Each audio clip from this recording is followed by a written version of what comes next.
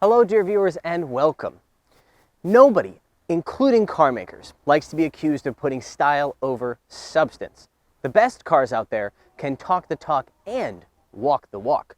Today, we're going to find out if this, the Changan UNIT T, is just such a vehicle, or if it's really more show than go. The UNIT T is the first model in an all-new sub-brand from China's Changan Motors. It was set to be revealed at the Geneva Motor Show this year, but as you may have heard, that show was very much cancelled. Robbed of its big shiny debut, the car went on sale here in China in June, with prices ranging from about $18,000 to $21,000. It seems as though tradition was thrown out the window when it came time to design the UNIT T, and the results are dramatic, to say the very least. The grille here is a matrix of body color panels that flow into the rest of the car, rather than being a separate or distinct black or chrome piece like it is on most vehicles. The width of the grille is accentuated by these black air intake looking things here, they're not air intakes, that lead up to a very, very thin upper headlight. The joke these days in China is that Changan beat McLaren to the market with a McLaren SUV, and while I think the design was clearly inspired by those British sports cars, I'm personally impressed with how well they were able to adapt it to a crossover-sized vehicle. The designers kept up the same pace when it came to the rest of the UNIT T's styling. The strong, rising beltline is framed by aggressive wheel arches and a steeply sloped roofline. Hidden door handles, front and rear, allow that beltline to shine, and 20-inch wheels do a decent job of filling those big wheel arches. Coming around to the rear, we have Lexus-style smoked taillights, but one good thing about the UNIT T is that it manages to avoid having the flat, boring rear end of a lot of crossovers you see today, mostly because it continues the steeply raked roofline. Down below here, this top-level trim has these interesting alternating exhaust outlets, which I honestly have never seen in a car before. Those sandwich a pretty serious-looking diffuser, at least, you know, what you'd expect to see on a CUV. Topping it off, quite literally, is a pair of spoilers, and altogether you have what is probably one of the sportier looks you're ever going to find in the crossover market. There's not much to complain about when it comes to the interior either. Starting with the basics, you've got 2 screens for your instrument cluster and your infotainment, equipped with the requisite voice commands. The screens are on the small side, but image quality is crisp and the UI is highly functional, so you won't mind much unless you're coming from something like a Tesla. This top-level model also comes with a decent array of features, including self-parking, an automatic braking system, and a driver drowsiness detection system. That last part is important, but we'll get to it a bit later. The shifter here reminds me a lot of the one you would find on the Audi e-tron all-electric SUV. It's very ergonomic and easy to use, also a little futuristic. To the side here we have a series of buttons, some of which you would expect, one of which you probably wouldn't. We have, for example, the self-parking, we have the 360-degree camera, and then we have the selfie button. No joke. If you hit this button, the car will take a picture using the camera up here. The question remains, however, what kind of a self-obsessed lunatic would actually use this feature?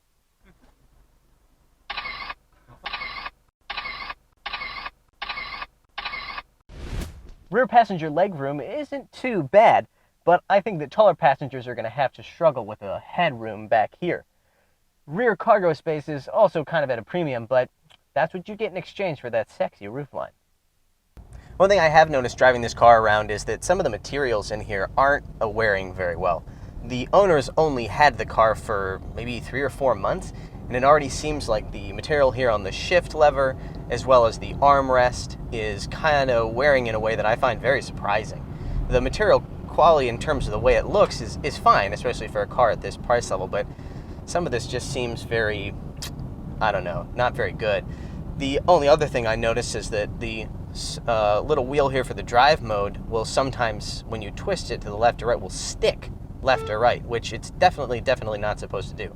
It's supposed to return, there it went. It just stuck right like that. It's supposed to return to the neutral position. So that's not really encouraging in terms of the long-term usability of this car.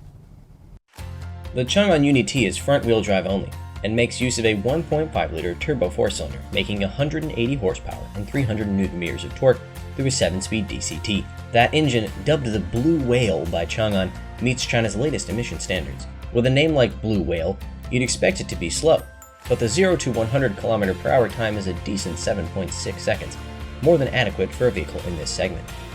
A more powerful 2-liter motor is expected to join the lineup sometime soon. The headline for the UNIT T, however, is not the 0 to 100 km/h time.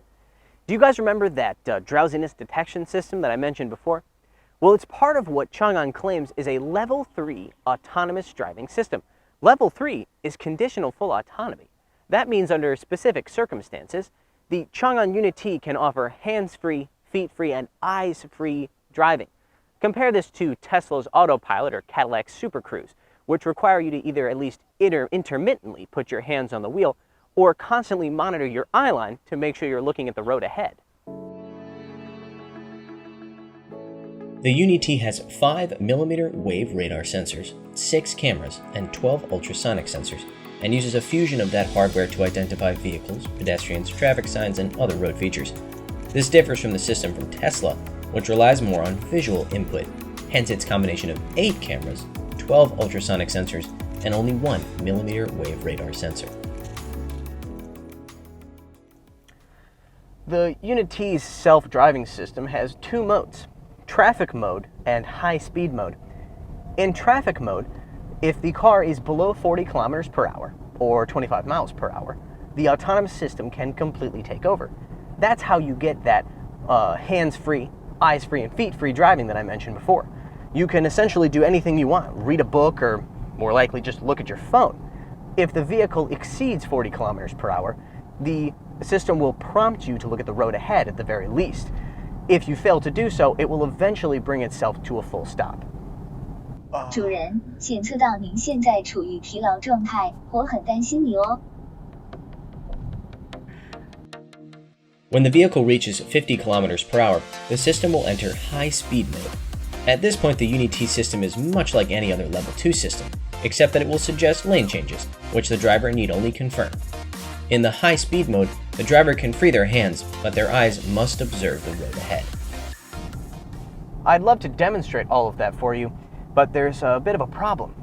It's basically illegal. While the Changan UNIT T might be a significant step forward in terms of affordable full autonomy, according to current Chinese regulations at least, it is unlawful for you to remove your hands from the steering wheel while driving on the road. These regulations are supposed to be updated within the next year or so, or possibly even sooner, but for now at least, there's not much I can do to show you how it works.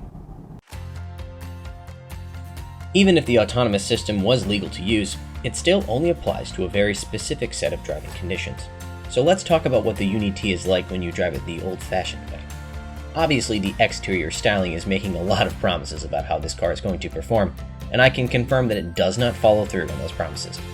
As mentioned above, 180 horsepower is decent from this segment, but it's the way this car delivers power that's the issue.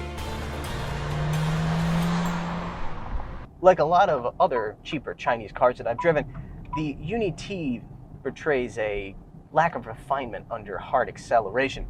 Nobody expects a 1.5-liter turbo in a production car to be particularly mellifluous, but this one sounds, well, it just sounds kind of cheap. It feels kind of cheap too, because there's some unpleasant vibrations from the drivetrain. Whether that's the engine or the transmission, I'm not really sure, but it doesn't sound very good. Speaking of the transmission, it's a 7-speed DCT, as I mentioned before, and while it's comfortable at around town speeds, when you put your foot in it, it's a little hesitant to downshift. So you can mash the throttle, but you're going to wait a little bit for that acceleration to actually arrive. It's more or less the same story with the handling. Much as it may look like a performance car, it just isn't. Overall, it's better than a lot of other Chinese cars in this segment, but it's definitely biased towards comfort. There's a meaningful difference between sport and comfort mode, particularly in the weight of the steering and the reaction from the pedals, but it's never particularly stimulating. The UNIT T has been a pretty big sales success for Changan so far, and it's easy to understand why. Even if we put aside all of the advanced self-driving tech, which is very impressive for a vehicle that tops out at $21,000, you're still left with a very attractive looking CUV with decent power and decent handling.